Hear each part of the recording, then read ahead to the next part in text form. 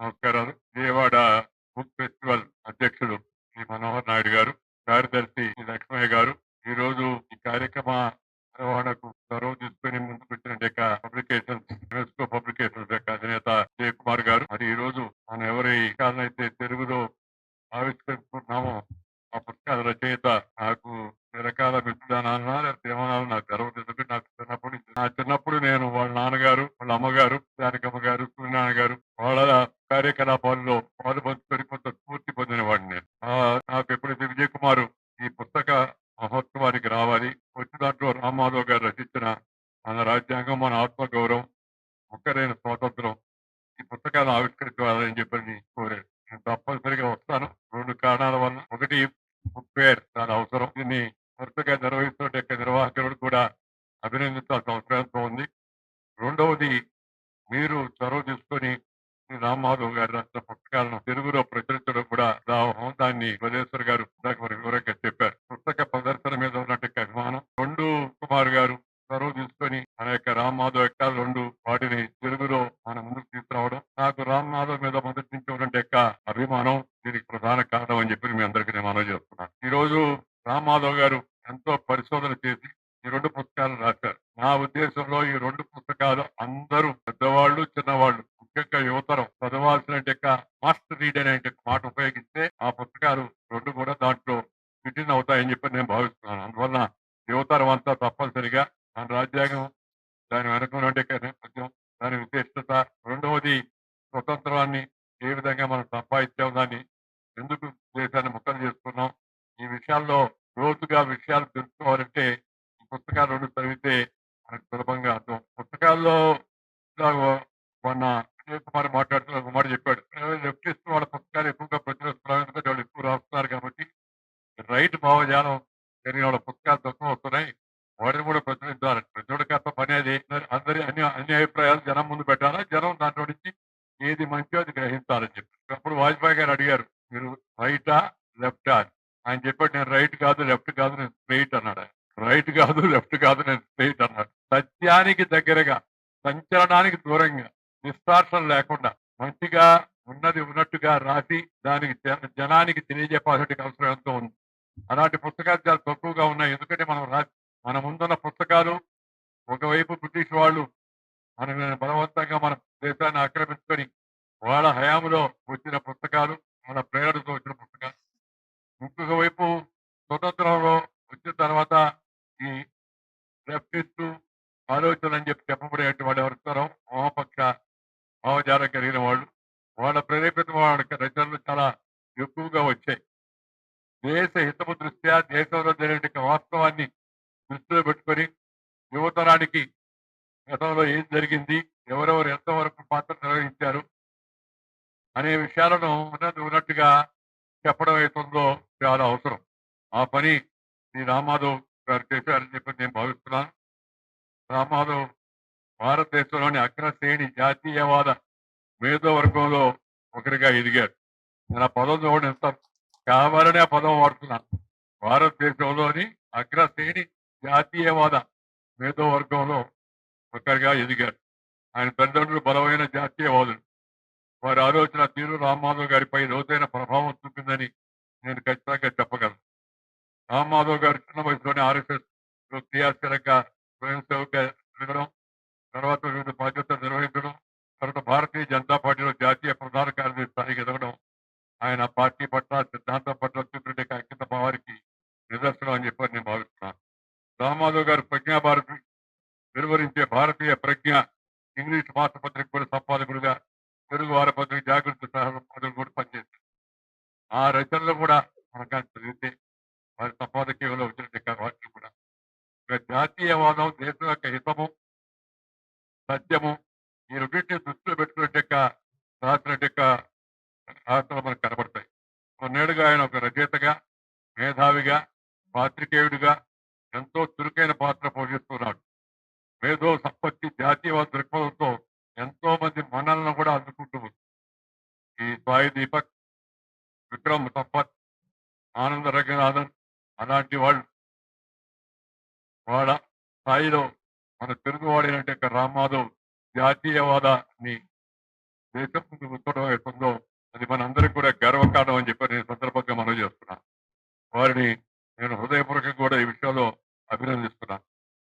గారు ఇంగ్లీష్లో our constitution hour pride పేరు రాసిన పుస్తకాన్ని తెలుగులోకి మన రాజ్యాంగం మన ఆత్మగౌరవంగా అనువదించారు.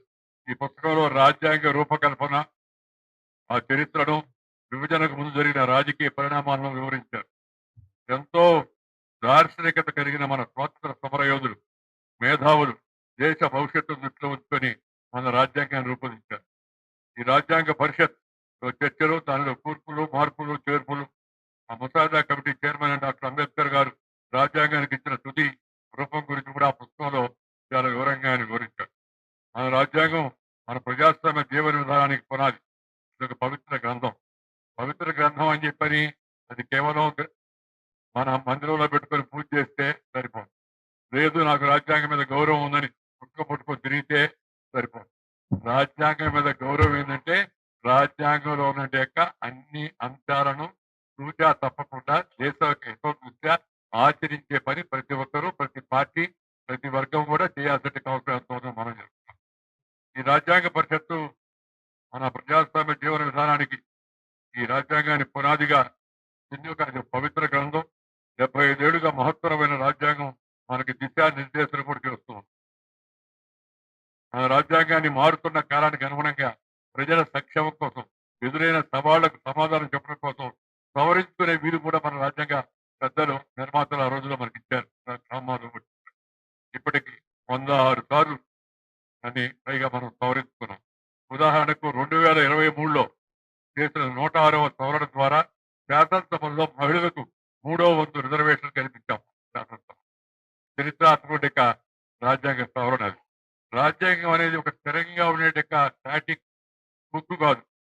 అవసరాలకు అనుగుణంగా, వ్యక్తిగత అవసరాలకు కాకుండా విశాల దేశ ప్రయోజనాలకు అనుగుణంగా, ఎదురైన సవాళ్లకు సమాధానంగా దాన్ని సవరించుకునే మార్పు చేసుకునే అవకాశం దాంట్లో ఉంది. అయితే ఆ మార్పుని వినియోగం చేసిన సంఘటన కూడా మనం గుర్తుపెట్టుకోవాలి. గతంలో ఎమర్జెన్సీలో ఈ సవరణ అధికార దుర్వినియోగం కోసం, ఒక వ్యక్తి యొక్క పదవిని రక్షించుకోవడం కోసం రాజ్యాంగ సవరణ చేయడమవుతుందో మన చరిత్రలో అదొక బ్లాక్ చాప్టర్ గా నేనైతే భావిస్తున్నాను. ఎందుకంటే నేను కూడా ఆ ఎమర్జెన్సీలో స్టూడెంట్ లీడర్ గా ఉండి ఎమర్జెన్సీలో అరెస్ట్ అయ్యి లోపల జైల్లో ఉన్నా. ఆ జైల్లో ఉండడం వల్ల నాకు కొంత మేలు జరిగింది. ఎందుకంటే ఆ ఎమర్జెన్సీ పెట్టిన ఇందిరాగాంధీ కూడా నేను గుర్తుపెట్టుకుంటాను. ఎందుకంటే మా అమ్మ నా 13వ నెలలో చనిపోయింది. మా అమ్మ ఊరిలో అందరికి చెప్పేదట, మా వాడు పెద్ద వకీలు కావాలా అని. మా అమ్మ త్వరలో చనిపోయి నేను తోడలేని ఆమె చెప్పిన మాట వినే అవకాశం ఉన్నాను. మా అమ్మ కోరిక తీర్చాలని చెప్పి నేను పోయి న్యాయ కళాశాలలో చేరాను. న్యాయ కళాశాలలో చదువుకొని బయటకు వచ్చుంటే న్యాయవాదిని అయి ఉండేవాడిని. కానీ మధ్యలో ఈ ఎమర్జెన్సీ పెట్టడం, జయప్రకాష్ నాన్న గారిని పిలిచారు, యూనివర్సిటీ పిలిచారనే పేరుతో నన్ను జైల్లో, ఎమర్జెన్సీలో జైల్లో పెట్టడం. నేను చేసిన నేరం జయప్రకాష్ నాన్న గారిని పిలవడం.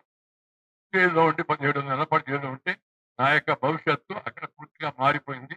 రాజకీయంగా రాజ్యాంగ 2వ అత్యున్నత పదవి దాకా చేరుకునే అవకాశం వచ్చింది.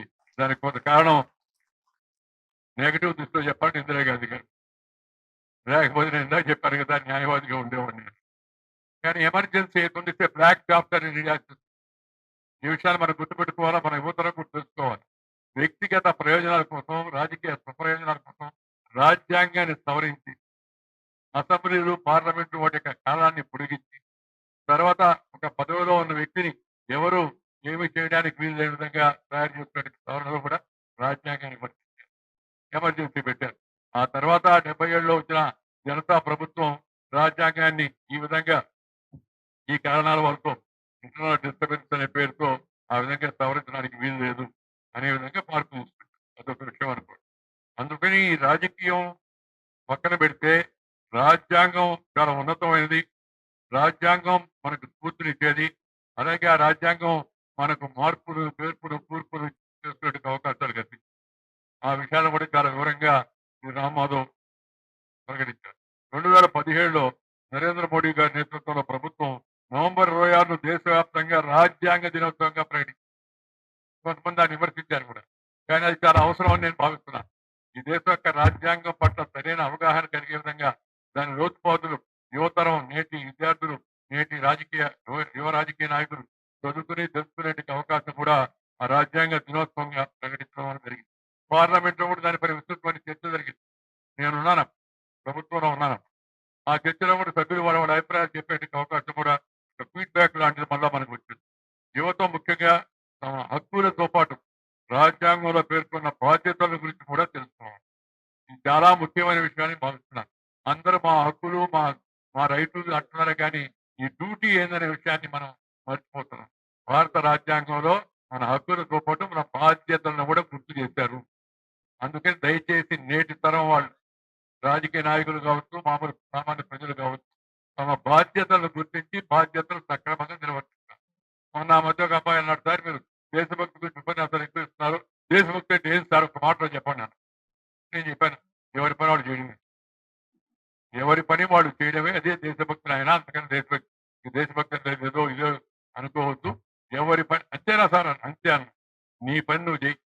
ఎవరికి ఏ బాధ్యత ఇస్తే ఆ బాధ్యతలు సక్రమంగా నిర్వర్తిస్తే అదే పెద్ద దేశభక్తి అవుతుంది ఆయన అని చెప్పాను నేను ఆయన. కాబట్టి యువత, నేడు నుండి యువత తమ రాజ్యాంగ హక్కులతో పాటు బాధ్యతలను, తమ కర్తవ్యాన్ని సక్రమంగా నిర్వర్తించాలంటే విషయాన్ని కూడా మనం ఈ విషయంలో తెలుసుకోవాల్సిన అవసరం ఉంది. రాజ్యాంగ రూపకల్పనకు దారితీసిన రాజకీయ పరిణామాల గురించి కూడా మీరు పేర్కొన్నారు. యువతకు కూడా విషయం చాలా సులభంగా అర్థమయ్యే విధంగా పుస్తకాన్ని రామాధవ్ గారు రాశారు. అందువల్ల దాన్ని ప్రతి ఒక్కరూ చదవాలని నేను అనుకుంటున్నాను. ఈయన ఇంగ్లీష్లో రాసిన మరొక పుస్తకం పార్టీస్ అండ్ ఫ్రీడమ్, తెలుగులోకి ముక్కలే స్వతంత్రంగా ఆలోచించారు. ఆ మాట ఏంటంటే కొద్దిగా బాధ అనిపిస్తుంది, స్వతంత్రం ముక్కలైంది అని. కానీ పుస్తకం పూర్తిగా చదివితే ఏ ఉద్దేశంతో దానికి ఆ తెలుగులో ఆ పేరు పెట్టారో మనకు సులభంగా అర్థమవుతుంది. భారత విభజనకు దారితీసిన క్లిష్ట పరిస్థితులను ఆయన ఇందులో విశ్లేషణాత్మకంగా వివరించారు. విభజన వల్ల పాకిస్తాన్ ఎలా ఏర్పడిందో, ఆ విషాదకర సంఘటనల గురించి యువత తెలుసుకోవడానికి ఈ పుస్తకం ఎంతగానో ఉపయోగపడుతుంది. ఎందుకు మన పెద్దలు ఆ రోజు లొంగిపోయారో నాకైతే అర్థం కాదు. ఎందుకంటే మత ప్రాతిపాదిక పైన దేశాన్ని చేర్చడం అనేది చాలా ఘోరమైన తప్పు. అయితే మేము ఉండలేము, కలిసి ఉండలేము అనే విషయాన్ని మనం ఒప్పుకున్నామంటే అర్థం ముస్లింలందరూ ఆ దేశంలో ఉండాలా, హిందువులందరూ ఈ దేశంలో ఉండాలనే ఆ ఉద్దేశం కాదు కదా. మరి ఇక్కడ భారతదేశంలో ఉన్నట్టు ముస్లింలు ఉన్నారు. ఇవాళ పాకిస్తాన్కి వెళ్లకుండా మేము భారతదేశంలో ఉంటామన్నారంటే ముస్లింలు ఎవరుతున్నారో వాళ్ళు కూడా జాతీయవాదులే, వాళ్ళు దేశభక్తులే. కాబట్టి మేము ఇక్కడ ఉంటామని చెప్పారు, ఉంటామని ఉండిపోయారు. లేకపోతే వాళ్ళు కూడా అక్కడికి వెళ్ళి ఉండేవాళ్ళు కదా, వాళ్ళకి అప్పుడు అవకాశం ఉంటుంది. అసలు లోతుపాతులు, పార్టీషను, దాని పరిణామాలు, దాని నేపథ్యము, అప్పుడు జరిగిన సంఘటనలు, వీటన్నింటినీ చెప్పడానికి ఎందుకు చాలా మంది భయపడుతున్నారు. ఏమైపోతే ఎందుకంటే పాత విషయాలను గుర్తు చేస్తారు. పాత విషయం గుర్తు రాకపోతే కొత్త విషయం మొత్తం దేశంలో ఏం జరిగింది, ఎవరెవరు దీన్ని ప్రేరేపించారు, జిన్నా గారు ప్రతిపాదించిన సిద్ధాంతం ఏంటి, మొదటి జిన్నా ఏంటి, తర్వాత జిన్నా ఏంటి అనే విషయాన్ని నేటి తర్వాత తెలుసుకోవాల్సిన అవసరం ఎంతో ఉంది. అదే సందర్భంలో బ్రిటిష్ వాళ్ళు పడిన కుతంత్రాలను యువత నిశ్చితంగా అధ్యయనం చేయాల్సి ఉంది.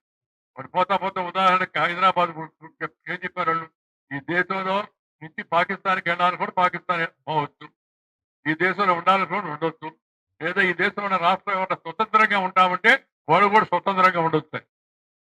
నిజాం నవాబు కొద్దిసేపు ఆ ఐడియా ఆ తర్వాత సర్దార్ పటేల్ గారు తీసుకునే చర్య వలన నిజాము ఆ రజాకారుల వల్ల నుంచి తోకముడికి దూసిపోయారు. అవి లేకుంటే హైదరాబాద్ మరొక పాకిస్తాన్ అయి ఉండేది, మనకి సపరేట్ గా అదొక కంట్రీగా తయారై ఉంటాయి. ఈ నేపథ్యం అసలు చాలా మందికి తెలవడం లేదు. విషయాలు తెలుసుకోవాలంటే ఇంకా ప్రయత్నం చేస్తే దానికి తగినంత పుస్తకాలు, తగినంత వివరాలు సేకరించి మన ముందు పెట్టే ప్రయత్నాలు కూడా పెద్దగా జరగలేదు. ఈ చిత్రకారులు, వామపక్ష చిత్రకారులు రాసిపెట్టిన అనేక వాళ్ళు దాచిపెట్టిన అనేక వాస్తవాలను రామ్ మాధవ్ నిశ్చితంగా పరిశీలించి లోతుగా ఈ పుస్తకంలో వెలుగులోకి తెచ్చాడు. అందుకని ఆ విధంగా చూసినప్పుడు కూడా ఆ పుస్తకాన్ని చదవాలి. గతంలో బెంగాల్ విభజన విషయంలో విప్లవమైన బ్రిటిష్ వాళ్ళు భారతదేశాన్ని విడగొట్టి పాకిస్తాన్ ఏర్పాటు చేయడంలో వారు విజయం సాధించారు. స్వతంత్ర ఉద్యమ నాయకులు చేసిన పొరపాట్లు ఏమిటి, విభజనకు దారితీసిన ముస్లిం లీగ్ పాత్ర ఏమిటి వంటి అంశాలపై రామారావు గారు తన పుస్తకంలో చాలా స్పష్టంగా మనకి అవకాశం కల్పించారు. దేశ విభజన పేరుతో నాడు చిన్న మరికొందరు నేతలు మత ద్వేషాన్ని ఎలా ఎదుర్కొంటుంది, అదరముఖరు రౌడీలు నరభేదం సృష్టించి మహిళలను ఎలా బలవంతంగా మత మార్పులు చేయించింది కూడా రచయిత వివరించారు. స్వాతంత్రం వచ్చిన తర్వాత అంతకు పూర్వం కూడా అసలు సిసలు చరిత్రను వక్రీకరించి మరుగున పడేసే ప్రయత్నాలు జరిగాయి. ఈ విషయాన్ని నేను ఎప్పటి నుంచో చెప్తున్నాను. ఎందుకంటే మన పుస్తకం చదివితే మేము చదివే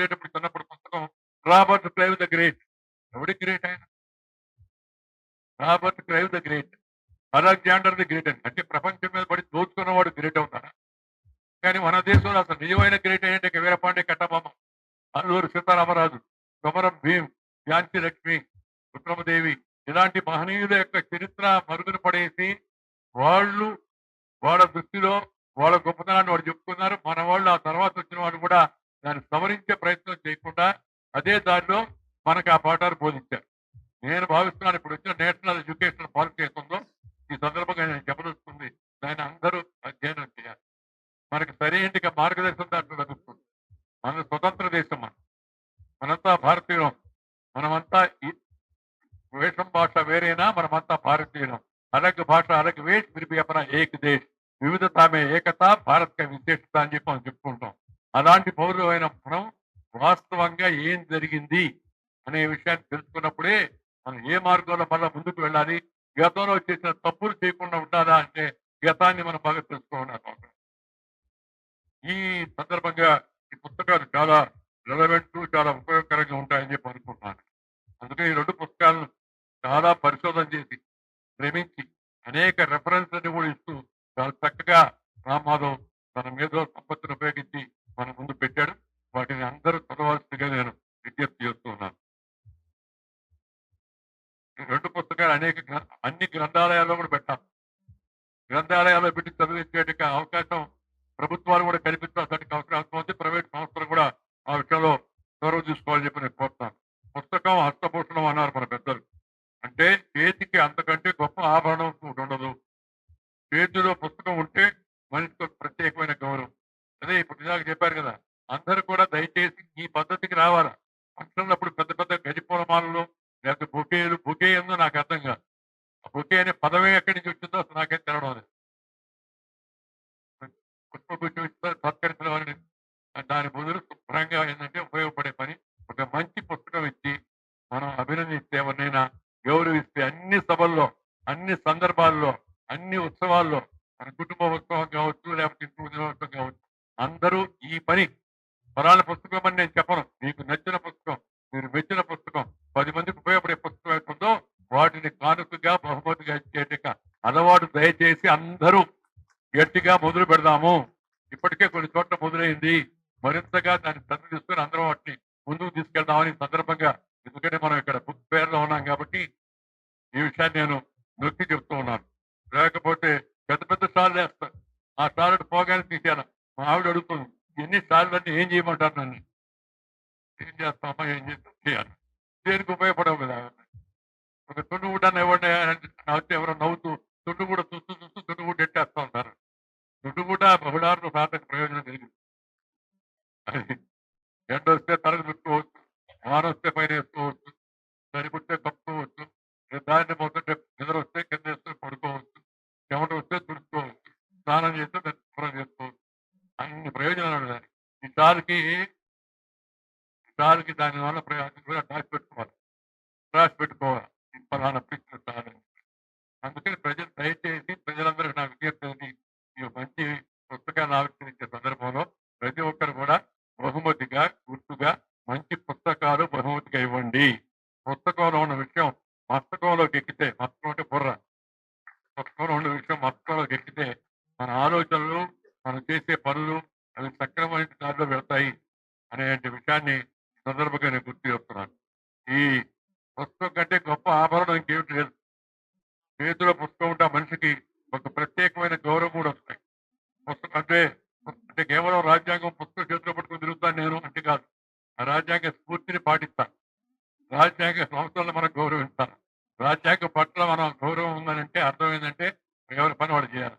మన ఈ మధ్య చర్చ జరుగుతుంది. ఏమని, ఎలక్షన్ కమిషన్ మీద దాడి చేస్తూ సార్ మళ్ళా రివ్యూ చేస్తారు. ఎందుకు వచ్చింది అసలు ఈ ప్రాబ్లం అంతా? రాజకీయ పార్టీలు తమ పని తాము చేయడం మానేశాయి. నేను చిన్నప్పుడు రాజకీయాల్లోకి వచ్చాను. గోడల మీద రాశాను. జెండా పట్టుకొని తిరిగేవాడిని. మైకులో అనౌన్స్‌మెంట్ చేసేవాడిని. ఓటర్ లిస్టు ప్రతి ఒక్క ఇంటికి వెళ్లి ఇంట్లో ఉన్న మనిషి ఉన్నాడా? వేరే ఊరికెళ్ళాడా? లేకపోతే కాలం చేశాడా? అన్నీ రాసుకొని వచ్చాను. ప్రతి ఇంటిని కూడా 3 టైమ్స్, 4 టైమ్స్ ఆ తర్వాత వెళ్లి మీరు తప్పనిసరిగా ఫలానా వాళ్ళకి ఓటేయాలని అడిగేవాడు. వాళ్ళు నాయనా ఇప్పటికే 3 సార్లు వచ్చారు, తలుపులు కొట్టారు. సార్ మీకే వేస్తారా బాబు ఇది వచ్చి ఇబ్బంది పెట్టుకోమని చెప్పి ఉంటారు. ఈ రోజుల్లో ఆ పరిస్థితి లేదు రాజకీయ పార్టీ కార్యకర్త. అందరూ ఆలోచిస్తున్నారు. అందుకని ఇదంతా ఎలక్షన్ కమిషన్ పనేనండి. ఎలక్షన్ కమిషన్ ఓటర్ లిస్ట్ ప్రకటిస్తుంది. మనం వెరిఫై చేయాల్సిన బాధ్యత మంది కదా! ఆ పని చేయకుండా అది అటు జరిగిపోయింది, ఇటు జరిగిపోయింది, ఎంత ఓటు చోరీ, నోటు చోరీ అని మనం ఆ మాటలు మనం ఇవాళ ఉపయోగిస్తున్నాం. ఇది సక్రమమైన నిర్మాణాత్మక పద్ధతి కాదని చెప్తాను. ఏదో ఒక రాజకీయ పార్టీ దృష్టిలో పెట్టుకొని చెప్పడం కాదు. అందరూ కూడా ప్రతి రాజకీయ పార్టీ కార్యకర్త మౌలికంగా, ప్రాథమికంగా ఆ ఓటర్ లిస్ట్ వెరిఫికేషన్ చేయడం అవుతుందో అది రాజకీయ పార్టీల పని. నువ్వు ఆ రాజకీయ పార్టీ సభ్యుడివైతే నీ డ్యూటీలో ఇది కూడా ఒక ముఖ్యమైన డ్యూటీ అనే విషయాన్ని రాజకీయ కార్యకర్తలు గుర్తుపెట్టుకోవాల్సిన అవసరం వస్తుంది. అప్పుడు మనకు ఓటర్ లిస్ట్ లో ఉండే ఓటర్ నిజంగా ఉన్నాడా, వేరే వాడు ఓటు వేయడానికి వచ్చాడో సులభంగా తెలిసిపోతాడు ఉండే ఏజెంట్. చాలా అనుభవంతో చెప్తున్నాను నేను. చిన్నప్పుడు నేను ఆ విధంగా గోడ మీద రాశాను. ఆ విధంగా ఇంటింటికి పోయి వెరిఫికేషన్ లో పాల్గొనేవాడిని. ఆ మధ్య నేను ఉద్యోగంలో పోతుంటే నాకు కారులో పోతుంటే స్లో అయింది కారు. ఒక మైక్ అనౌన్స్మెంట్ వినపడుతుంది. చాలా అద్భుతంగా ఉంది. శ్రావ్యంగా ఉంది గొంతు. నేను ఆపి ఈ కుర్రోడు ఎవరు కనుక్కున్నాయా కొంచెం ఎవరితో చాలా బాగుంది. ఒంగోలులో ఇంత మంచి గొంతున్న కుర్రోడు ఎవడని అడిగితే నవ్వి పక్కన ఎవరో నవ్వి అది కుర్రవాడి గొంతు కాదు సార్ అది రికార్డ్ నేస్తా ఉన్నారని చెప్పి. అంటే అనౌన్స్ చేయడం కూడా ఇది ఒక అవమానకరమైన పని. అదే మనం ఏం చేస్తాం అన్నట్టుగా రాజకీయ పార్టీలు మౌలికంగా వాళ్ళు చేయాల్సిన బాధ్యతలు అవుతున్నాయి కింద స్థాయిలో వాటిని రాజకీయ పార్టీలు విస్మరిస్తున్నాయి. పైన ప్రచారం చేస్తున్నాయి. అందువల్ల సమస్యలు కూడా ఇలాంటి సమస్యలని మనందరం కానీ గ్రాస్ రూట్ లెవెల్లో కింద స్థాయిలో పనిచేస్తే కిందనే ఉంటాం అనుకోబడలే పైకి కూడా వెళ్తాం తప్పనిసరి. పైకి ఆ పైకి కాదు. ఆ పైకి అందరూ పోవచ్చు అనుకోండి నాకేమి ఇది ఎవరికైనా ఎక్స్పైరీ డేట్ అయిపోతే ఎవరి పాటు వాళ్ళు పైకి వెళ్ళిపోవచ్చు. కానీ ఉన్నతమైన స్థాయికి వెళ్ళడానికి మనం కింద స్థాయిలో చేసిన పని మన జీవితంలో మనకి పైకి తీసుకెళ్తుందని చెప్పని సందర్భంగా నేను యువతను కోరుతున్నాను. పుస్తకం చదివితే మనకి అనేక విషయాలు తెలుస్తాయి. తెలవని విషయాలు. మంచి పుస్తకం ఒక మంచి నేస్తం అంటే మంచి స్నేహితుడు పుస్తకం అనే విషయాన్ని కూడా మనం గుర్తుపెట్టుకోవాలి. అయితే ఒక 200 పేజీల పుస్తకాన్ని 1-2 రోజుల్లో చదివేయచ్చు. కానీ ఆ పుస్తకం వెనక రచయిత చేసిన శ్రమ ఎంతో గొప్పది. చెప్పారు 4 ఏళ్ళు పట్టింది ఈ పరిశోధన తీసుకురావడం కోసం. ఒక పుస్తకాన్ని రాయడానికి ఎంతో సమాచారాన్ని సేకరిస్తాడు. లోతుగా విశ్లేషించడానికి తన మేధస్సులంతా కేంద్రీకరిస్తాడు. 100 మందితో మాట్లాడితే అది దొరకదు.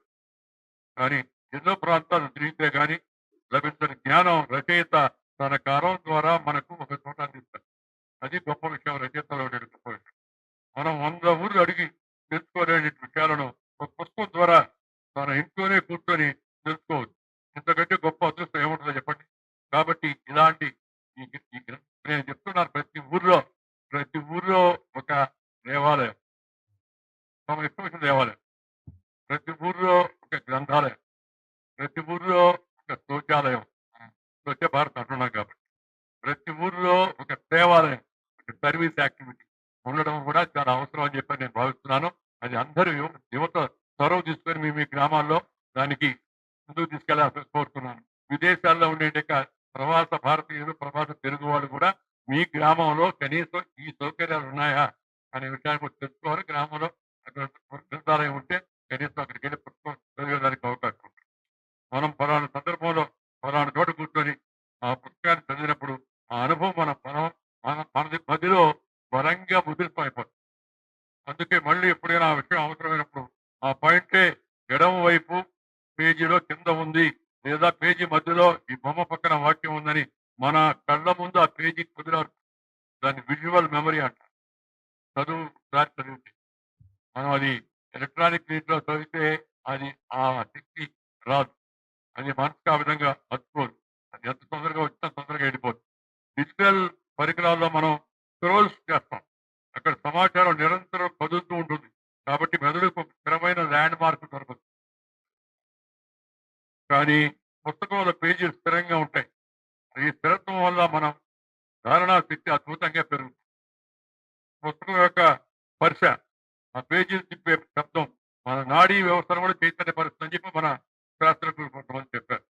అందుకని మన స్వల్పకాలిక జ్ఞాపక శక్తిని దీర్ఘకాలిక జ్ఞాపక శక్తులకు పంపడానికి అది ఎంతో సహాయపడుతుంది. అందుకని పుస్తక పఠనం మన పిల్లలకు చిన్నప్పటి నుంచే అలవాటు చేయవలసిగా తల్లిదండ్రులందరినీ కోరుతున్నాను. చాలా మంది పిల్లలు ఇప్పుడు పుస్తకం చదవడం తగ్గించారు. ఆ ఉదయాన్నే తిప్పడం, దాన్ని తిప్పడం, సాయంత్రం కూడా దాన్ని తిప్పడం. సొంత సృజనాత్మకమైన ఆలోచనలు కూడా మొత్తం చర్చలు తక్కువగా జరుగుతా ఉన్నాయి. అవి వాటి చూసి వాటిలో వచ్చేది యొక్క చెత్తను, లేకపోతే వాటిలో వచ్చేటి యొక్క హింస, వాటిలో వచ్చేటి యొక్క అదన అసామాజిక మనసులో ఉండి సరిగ్గా నిద్ర కూడా పట్టడం లేదు పిల్లలు. అందువల్ల పిల్లల్ని కూడా ఈ సందర్భంగా నేను కోరుతుంది ఏంటంటే పుస్తక పఠనం అలవాటు చేయండి. ఈ ఎలక్ట్రానిక్ గ్యాడ్జెట్స్ ఉపయోగించడం పరిమితం చేయండి. వాడొద్దని నేను చెప్పను. మీ అవసరం ఎంతవరకు అంతవరకు వాడాలి. ఎందుకంటే యొక్క సొంతంగా ఆలోచించే శక్తి పోతుంది. ఇది ఇలాగే కొనసాగితే వాడిని మొగల్రాజపురానికి సూర్యారావుపేట ఎంత దూరం, సూర్యారావుపేట నుంచి ఏలూరు రోడ్డు ఎంత దూరం, ఏలూరు రోడ్డు నుంచి బందర్ రోడ్డు ఎంత దూరం అంటే కూడా వాడు ఈ ఊరు వాడైనా చెప్పలేడు. గూగుల్ చూస్తాడు. అంతవరకు కొంతవరకు అర్థం చేసుకోవచ్చు. మన కొద్ది రోజులు అడిగితే మీ ఆవిడ పేరు ఏందిరా అంటే గూగుల్ చూస్తే కానీ గుర్తురాని పరిస్థితి. నేనేమంటానంటే పుస్తకంలో చదవండి మీరు. మీ మస్తకంలోకి ఎక్కువ చూడండి కాబట్టి ప్రయత్నం చేసుకోండి. పుస్తకాన్ని శ్రద్ధగా చదవండి లోతుగా. అది మీ మస్తకంలోకి ఎక్కుతుంది. మీకు గుర్తు తెలియజేస్తుంది. ఈ అలవాటు మన పిల్లలకు చేయవలసిందిగా ఇక్కడ ఉండే తల్లులను, తండ్రులను, వారి సోదరులను వాళ్ళందరూ కూడా నేను కోరుతున్నాను. ఎందుకంటే ఈ మధ్యకాల గ్రంథాలయాలకు వెళ్ళే ఒక సంఖ్య తగ్గిపోతుంది. ఇలాంటి ఉద్యమాలు, గ్రంథాలయ ఉద్యమాలు ఎవరు చెప్తారు హైదరాబాద్లో గ్రంథాలయం ఈ బుక్ పేరుకి 10 లక్షల మందికి పైగా ఉంటారు. హైదరాబాద్ జనాభా ఎంత? విజయవాడ కూడా చాలా బాగా పెడుతున్నారు. ఇది చాలదు. నేను ఏమంటానికి విజయవాడ అంతా కదిలి రావాలి. ఒకే రోజు రమ్మని కాదు. అందుకే పొడిగించారు. అన్న వరకు అవకాశాన్ని ఉపయోగించుకొని వచ్చి ఏమేమి మంచి పుస్తకాలు ఉన్నాయో ఇవన్నీ కూర్చుని ఒక దగ్గర పెట్టున్నాం. ఆ డిఫరెంట్ స్టాల్లో మనం వెళితే ఆ మంచి పుస్తకం మనకు నచ్చింది తీసుకుంటే ఆ వచ్చే ఆనందం వేరుగా ఉంటుంది. అందుకని ఆ ఆనందాన్ని మీరందరూ కూడా ఆస్వాదించి మంచి పుస్తకాలు తీసుకొని మంచి మనసును సద్బుద్ధి, సద్వివేకం, సదాలోచన, సన్మార్గం, సానుకూల ధోరణి మంచి పుస్తకం చదవడం ద్వారా ఈరోజు 2 మంచి పుస్తకాలు మీ ముందు ఉన్నాయి. 2 మంచి పుస్తకాలను ప్రతి ఒక్కరు కూడా మీరు చదివి మీ కుటుంబ సభ్యుల చేత చదివించాల్సిందిగా నేను కోరుతున్నాను. విద్యార్థులకు తరగతి పాఠాలతో పాటు మహనీయుల యొక్క జీవిత చరిత్ర, సంస్కృతిని, విస్తృతమైన విజ్ఞానాన్ని అందించే పుస్తకాలను పరిచయం చేయాలి. చరిత్రల గురించి సరైన అవగాహన రావాలి. ఆ చరిత్రలో ఎవరి పాత్ర ఏందనే విషయం తెలుసుకోవాలంటే మన పుస్తకాలను మరింతగా లోతుగా అధ్యయనం చేయాలా. మంచి పుస్తకాలు కొత్తగా వస్తూ ఉండాలి. అలాంటి మంచి పుస్తకాలు మనం ఆదరిస్తే మంచి పుస్తకాలు రాయాలనే ఆలోచన రచయితలకు వస్తుందని చెప్పని సందర్భంగా మనం చేస్తాం. విద్యార్థుల్లో, పాఠకుల్లో పఠనాశక్తిని పెంచి ఆసక్తిని రగిలించి వారి విజ్ఞాన వికాసాలకు తోడ్పడాలనే ఉద్దేశంతో ఈ విజయవాడ పుస్తక మహోత్సవం వారి యొక్క ఆశయం అది విజయవంతం కావాలా, ఆ లక్ష్యం సత్ఫలితాలు ఇస్తుందని చెప్పని నేను భావిస్తూ ఈ మంచి కార్యక్రమాన్ని ఏర్పాటు చేసినట్టు యొక్క విజయవాడ బుక్ ఫేర్ నిర్వాహకులకు ఒక పక్క, అలాగే విజయ్ కుమార్ గారికి మరొక పక్క నేను హృదయపూర్వక అభినందనలు అందజేస్తున్నాను. మంచి పుస్తకాలు అందరూ కూడా చదివి